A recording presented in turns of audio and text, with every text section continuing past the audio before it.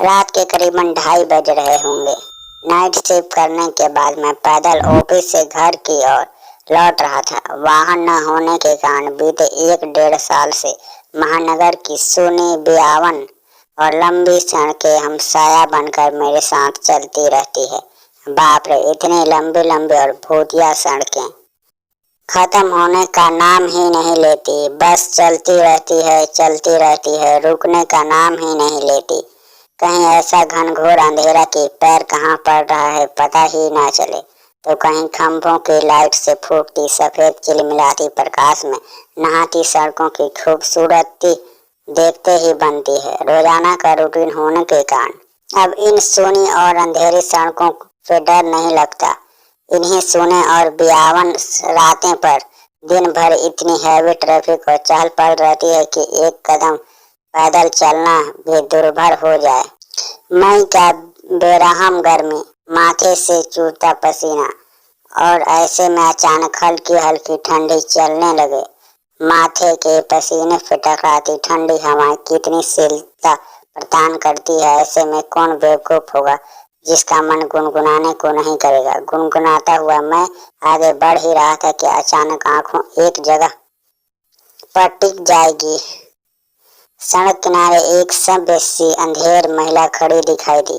करीबन 100-125 फीट की दूरी रही होगी। कंधे पर छोटा सा बैग लटकाए, वहीं पैरों के पास भी एक ब्रीफकेस जमीन पर रखा दिखाई दिया। सफेद प्रिंट वाली साड़ी से जिस करीने से उसने अपना सिर ढक रखा था, उससे तो वह किसी भले घर की ही गृहिणी लग रही थी।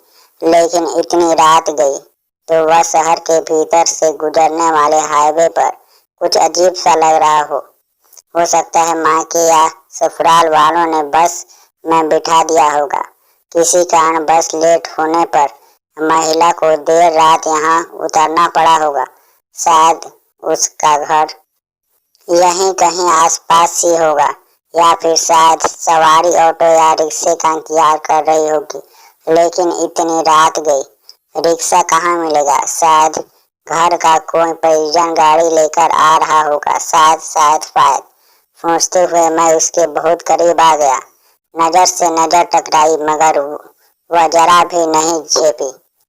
मेरे आंखों में बराबर देखती रही, भय का नामो निशान तक नहीं। वरना इतनी अंधेर और सूनी रात में एक अकेली महिला, कम से कम मुझ जैसे मवाली शरीखे इंसान को देखकर तो वह डर ही जाए। लेकिन वह तो लगातार घूर रही थी, चेहरे पर न कोई हाव न कोई भाव। हाँ, होंठों पर मुस्कुराहट बराबर जमी रही थी। मैं ही झेप गया, मुझे ही नजर हटाना पड़ा, कहीं ऐसा वैसा तो नहीं। फिर एकदम से सिर झटक दिया। हो गई कोई, मुझे क्या लेना देना। मैं तेजी से कदम बढ़ाते हुए अनजान महिला को क्रॉस कर गया। अचानक से डर और शर्म के मारे मैंने फिर पलटकर नहीं देखा। न जाने कौन क्या सोच बैठे। चलते चलते मैं दूसरे सड़क पर आ पहुंचा। अब तो सड़क और महिला पूरी तरह से ओझल हो चुकी थी। कहीं कोई भूत वूत तो नहीं थी। थोड़े देर पहले भला लगने वाला रास्ता अब भयभीत करने लगा था। मैं जल्दी जल्दी अपने घर पहुंच जाना चाहता था। इसी तरह में चाल में गजब की तेजी आ गई और बड़े बड़े डग भरने लगा। करीब 1.25 किलोमीटर ही चला था कि अचानक मुंह से चीख निकल गई। वह महिला करीबन 100 गज दूर उसे सामने खड़ी दिखाई, ठीक उसी ढंग से खड़ी दिखाई दी, कंधे पर बैग व जमीन पर ब्रीफकेस। यह कब यहाँ आ गई? एक ही रास्ता तो है। न कोई गाड़ी निकली, न ही वह पैदल दौड़ते हुए मुझसे आगे निकल गई। मेरे पूरा शरीर डर के मारे पसीने से तरबतर हो गया। लगा कि आज की रात आखिरी रात है। वह भूतिया औरत कुछ देर में मुझे चबा चबा कर खा जाएगी। मैं बेतहाश भागा, इतना तेजी से भागा कि पता ही नहीं चला औरत कब पीछे रह गई। भागता रहा और सीधे घर पर जाकर ही रुका। सांसें धुंधला सी रही थी। घर के बाहर ही कुछ पल खड़ा रहकर अपने सांसों पर कंट्रोल किया। अगले दिन शाम करीबन 5 बजे ऑफिस पहुंच गया। एक बुजुर्ग कर्मचारी को रात का सारा घटना सुना डाला। हंसते हुए बोला, नूर चाचा, अरे कहीं बुच्चर खाने के पास की बात नहीं कर रहे हैं? हाँ, बुच्चर खाना, मैं बुदबुदाया। हाँ हाँ हाँ, बुदबुदाया। स्लॉट हाउस, जहाँ जानवर कटते हैं बेटा, वह सड़क बहुत खतरनाक है, बहुत हादसे होते हैं वहाँ।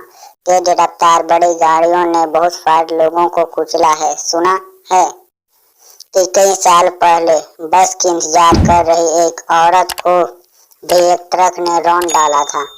तुझे ही नहीं, बहुत सारे लोगों को दिख चुकी है, लेकिन बेटा, भली औरत की रूह है, कभी किसी को नुकसान नहीं पहुंचाती है। मैं हैरान था और परेशान भी। अब कैसे निकलूंगा उस रास्ते से? रात में पैदल, और एक आत्मा औरत की रूह से आमना सामना हुआ है मेरा, वह भी भली औरत की रूह से।